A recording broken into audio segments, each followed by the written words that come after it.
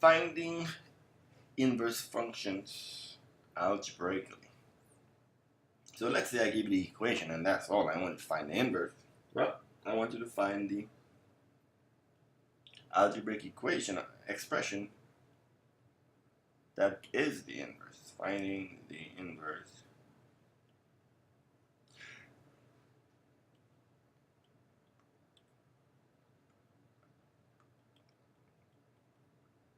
Okay. So this right here is a 4-step process. Unlike the 2-step, it's a 4-step. Now some people do this slightly different. The first step and the 4th step, they interchange kind of, sort of, but it doesn't really matter. So we need an example. Let's say I have the function that we had before, f of x is equals to 3x plus 1, and I want to find the inverse of this function. Because we're going to do algebra right here, it's more convenient to work with variables, and so the first step is to replace f of x with the letter y. And again, y is convenient because when we're doing the inverse, what we're doing before is we're switching the domain and range, switching the x and y values, right? And so you'll have y is equals to 3x plus 1. Step number 2 is to switch out the x and y values.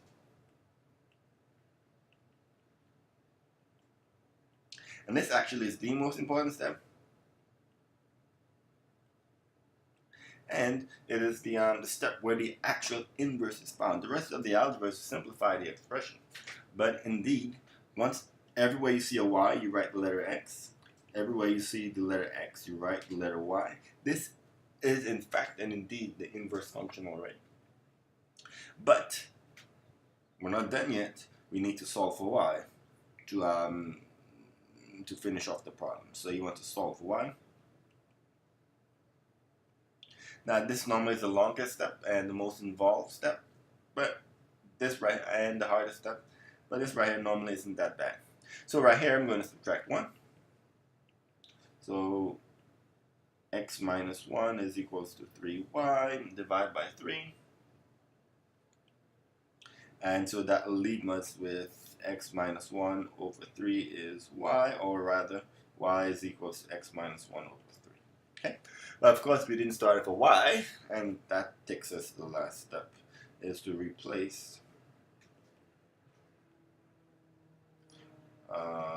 y with the proper symbol f inverse of x, because we now have the inverse function. F inverse of x is equals to x minus 1 divided by 3. So again, we switched out the y. And then we did the key step of managing the x's and y's. Everywhere you see a y, you write x. Everywhere you see an x, you write y. And once that happens right here, that technically is the inverse function. And then you resolve for y. You solve for y, and then once you have that right here, that's your inverse function. Now some takeaways. Whenever you have a basic function like this right here, f of x equals 3x plus 1, you can actually skip to the answer. Think about this. When you plug a number in, what do? You multiply by 3 and then you add 1, right? Well, the reverse function should do that, but in reverse. So what's the reverse of multiplying by 3 and adding 1? Well, the reverse of that process would be to first subtract 1 and then divide by 3. And look at the inverse. The inverse says subtract 1 and then divide by 3. And that gives us the reverse operation. Nice, right? But for simple functions, you can actually just skip to the inverse. Pretty straightforward. But for more complicated functions, not so much. One last point. Because an inverse function reverses the original function, there's a nice rule that holds for all of these functions. And that rule is that if I take the function and I compose it with its inverse function, the result will be x. I.e., if I take a function inverse, it'll take me back to where I start. Similarly, if I have an inverse function and I compose it with the original function, again, that will take me back to where I start. This actually is a test to see if two functions are inverses. If I give you two functions, say I give you x minus 1 over 3 and 3x plus 1 and ask, well, of the inverse function, you simply take 1, plug it into there. So, for example, using these I have right here, f of f inverse of x would mean plug f inverse into the function. So that's going to be 3 multiplied by the inverse function plus 1, which is equals to 3 times x minus 1 over 3 plus 1. The 3's cancel. And then the minus the 1's cancel. X minus 1 plus 1. Then the 1's cancel. And of course, as expected, all I'm left with is x. F of f inverse of x always takes us home, back to x. This actually is a very important property that you'll see later on when working with more complicated functions and trying to understand and use them together. But this right here is a key step that you must understand. Let's look at some more examples of inverse functions. Let's say I have f of x is equals to 1/3 x minus 2, and I want to find the inverse. Well, replace f of x with a y,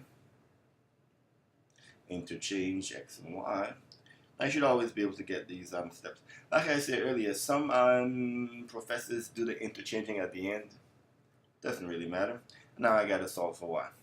So I will add 2. So x plus 2 is equals to 1/3 y, and then I will multiply by 3. And so I get that y is equals to 3 times x plus 2. So f inverse of x is equals to 3 times x plus 2. If you prefer, you can distribute the 3, and that gives us 3 times x plus 6.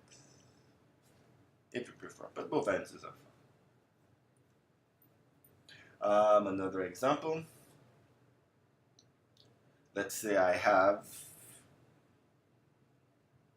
f of x is equals to 2 times x plus 3 squared minus 6 for x greater than or equal to -3.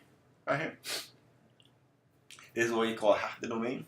The reason why we do this right here is that on the whole domain, the inverse will not be a function. It will simply be a relation. And this right here guarantees that we actually have an inverse function. Again, replace f of x with y. Y, I don't know why, but hey, y is cool. I switch x's and y's.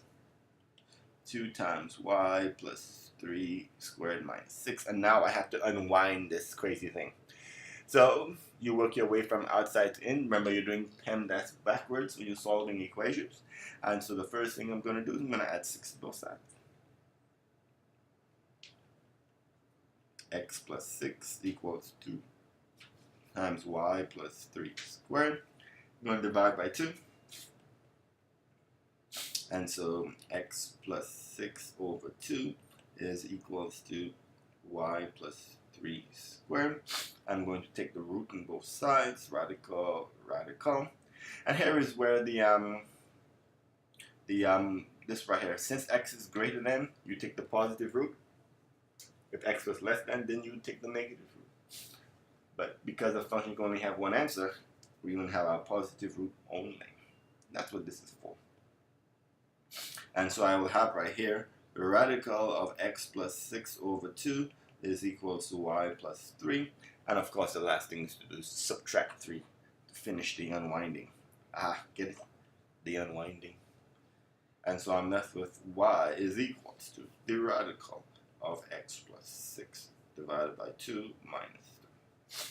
And this right here, if you look very carefully, is the opposite to the original function I had right here. I was added 3. The last thing I did right here is to subtract 3. I squared my function right here. Now I am taking a radical root. I multiplied by 2. Instead of multiplying by 2, I am dividing by 2. Instead of subtracting 6, I am adding 6. So these two functions do the opposite of each other. Alright, Last example. The most intriguing example that we normally see that gives students some pause, but only a little bit of pause, is when you have a fraction. So let's say I have f of x is equals to 3x minus 1 divided by x plus 2 right here, and I want to find the inverse of this function. It starts out just the same. Y is equals to 3x minus 1 divided by x plus 2. I switch x's and y's, so I get that x is equals to 3y minus 1 divided by y plus 2. Now if you're like me, you notice that I have a problem. I got two y's.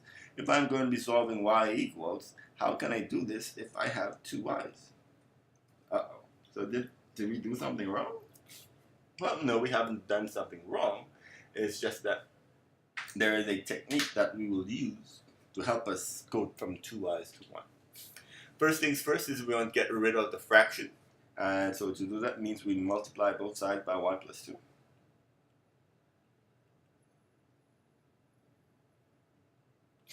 And so that will leave us with these canceling out. I will distribute the x. And so I will have xy plus 2x is equals to 3y minus 1. Again, we got the same problem. Still got two y's. What we're going to do is we're going to bring those y's together. So I'm going to subtract 3y, subtract 3y. And so that will leave me with xy minus 3y plus 2x is equals to negative 1. Now I'm trying to solve for y, so I gotta get rid of the 2x. So I will subtract 2x from both sides. So I have xy minus 3y is equals to negative 2x minus 1. What am I supposed to do now? I still got two y's. Well, on the left side of the equation, you'll notice very quickly that I have a y in common. And because I have a y in common, I can factor out of y. That's the technique you need right here. Factoring out that y will leave me with these right here. And now, again, if I distribute, I'll get back what I just had. But now I only have one y. And of course, to solve for y, I will divide by x minus 3. And in so doing, I have gotten rid of that heartache and pain that was the two y's. This right here is my answer, and so I can write as f inverse of x is equals to negative 2x minus 1 over x minus 3.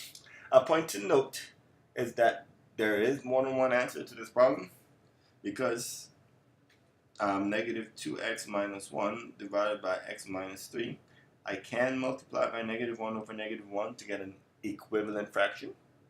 And that will give me 2x plus 1 divided by negative x plus 3. And so this right here is also an acceptable answer. They are equivalent, just like 3 over 4 and 6 over 8 are the same functions. This right here, those are equivalent fractions. Alright, good luck. You're going to need it.